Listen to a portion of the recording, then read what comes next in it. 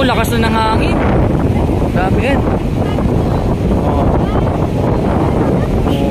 Oh, yung ganda ng posing ni ma'am, oh. Kaso lang, lakas na ng hangin, oh.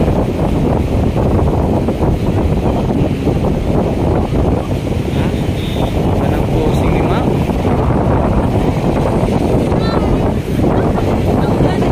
Hi ma'am, shout out ma'am. Hello. From Bacolod. Uy, sa mga taga Bacolod kayo lahat, ma'am? Iba-ibang lugar. Shoutout sa pamilya ko dyan, sa Davao de Oro. Uy, mga taga Davao. Hello, Papa, sa Bacolod. Daddy Vlogs. Uy, taga Bukidnon, shout out. Shoutout sa mga taga de Oro. Magandang araw mga kabayan at ito nga pala yung sitwasyon dito ngayon sa Manila Baywalk Dolomite Beach, kung saan ito yung naging epekto ng bagyong Karina. At ito nga po yung ating pinapakitang sitwasyon dito sa Manila Baywalk Dolomite Beach, kung saan talagang marami pong nakasakong basura na ating nakikita dito. At higit sa lahat, yung tinatawag natin na rock formation ay pinasok din, or may mga andyan din po tayo nakitang mga basura na inano dito sa loob mismo ng Manila Baywalk Dolomite Beach, mga kabayan ko. At maliban po dyan, andyan po yung mga naglilinis dito or nagme-maintain. Sila yung tinatawag na Stero Rangers, kasama yan ng mga MMD officers and DPS na nangangalaga dito or nagme-maintain sa loob ng Manila Baywalk Dolomite Beach. So matatanaw pati dito mga kabayan ko sa may itaas ng footbridge, no? Sa may mismong dalampasigan, grabe. Ayan po, natatanaw po natin dito. Tsaka yun dito sa may mismong loob na may mga nakasakong basura na kung saan ito na po yung mga nalinis nila dito mga kabayan ko. Napakarami. At meron pa sila sa ngayon na nililinis pa din. Ayan po, no, yung mga Stero Rangers. So ito po yung naging epekto ng bagyong Karina mga kabayan ko. At kung saan, yun nga, yung may dalang habagat. Grabe, pinagsamang habagat. At ngayon, masungit na mamuli ang panahon mga kabayan ko, no? Talagang ramdam na ramdam po natin dito sa may taas ng footbridge yung lakas ng pag-ihip ng hangin. Ayan. Grabe. Marami-rami na ng mga lilinisin dito yung mga nagme-maintain sa loob mismo ng Manila Baywalk Dolomite Beach. Ayan, no, sa may loob mismo, nakapasok, oh.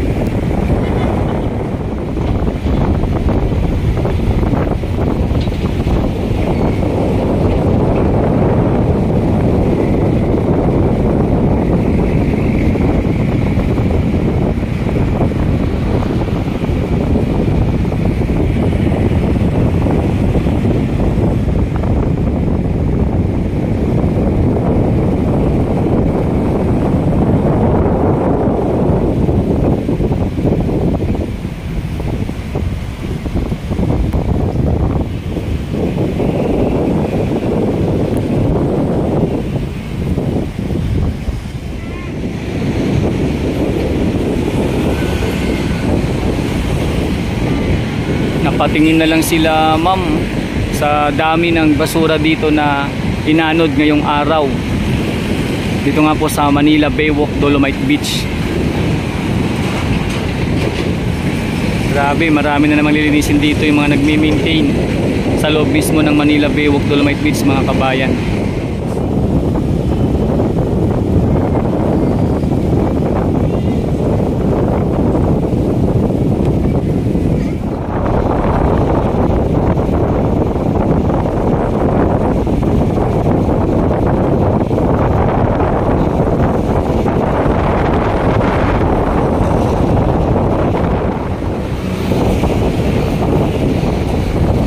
Nag-i-enjoy pa rin sila ma'am sa kanilang selfie and picture taking dito nga po sa may itaas ng footbridge.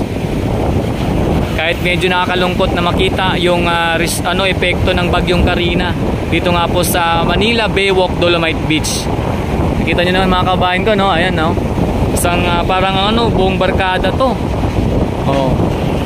Or pamilya, oh. Enjoy enjoy pa rin sa kanilang selfie. Ay. Nga lang, ito po yung kanilang background ngayon, nakakalungkot, no? Pag nandito ka na sa Manila Baywalk Dolomite Beach, kailangan talaga enjoy mo talaga. Ayan, gaya ngayon nakita natin ngayon dyan, no? Malamang galing pa to sa mga malayong lugar. Siyempre dito na lang yung background, no? Doon na lang talaga. Kasi doon nga sa may ilalim ng footbridge or sa Dolomite Beach, talagang nakakalungkot na makita na maraming basura po mga kabayan. Ay, tuwang-tuwa sila, ma'am. Ako, lakas na ng hangin. Sabi yan.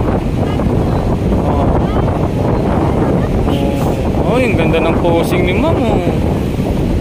Kaso lang, lakas na ng hangin, oh.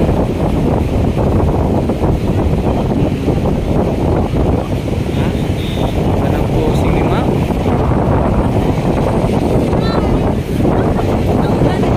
Hi ma'am, shout out ma'am. Hello. From Bacolod. Uy, sa mga taga Bacolod kayo lahat, ma'am? Iba-ibang lugar. Ano? Ma'am, nakalive ako kay Daddy D channel. Daddy D. Yes, Daddy D. Daddy D. Yes, Kay Daddy D. Daddy. Hello, Daddy D. Ma'am, batiin nyo naman yung pamilya nyo. Hello. Shoutout sa pamilya ko dyan, sa Davao de Oro. Uy, mga taga Davao. Hello, Papa. Sa Bacolod. Daddy Vlogs. Uy, taga Bukidnon, shout out. Shoutout sa mga taga Davao de Oro.